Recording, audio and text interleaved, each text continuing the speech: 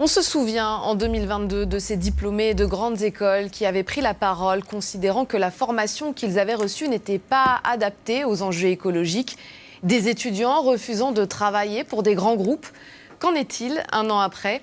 À Rennes, où vous vous trouvez, Christelle Veillard, se tient un forum pour des emplois écolos et engagés.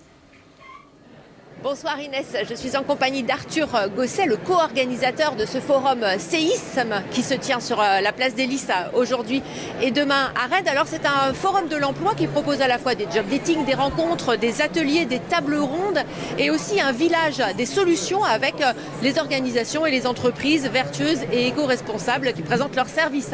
Alors Arthur, pourquoi avoir organisé ce forum ?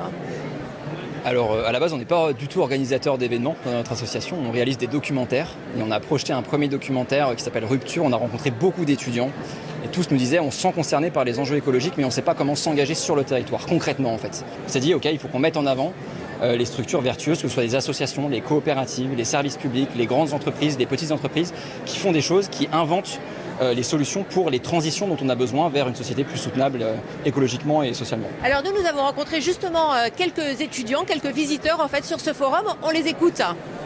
Je travaille dans l'agriculture biologique et finalement c'est déjà un milieu qui a du sens. Mais là l'idée c'est un peu aussi de découvrir les autres choses qui se font, voilà, les acteurs du terrain et pour découvrir un peu plus l'écosystème local en fait. Moi, je pense que ça sera un critère important plus tard, par l'avenir, de vraiment être dans une entreprise qui a le critère de responsabilité vraiment au centre de sa politique, de sa mission. Et puis, ça sera quelque chose que je choisirai en priorité. Il y a des secteurs que vous vous interdisez, par exemple ?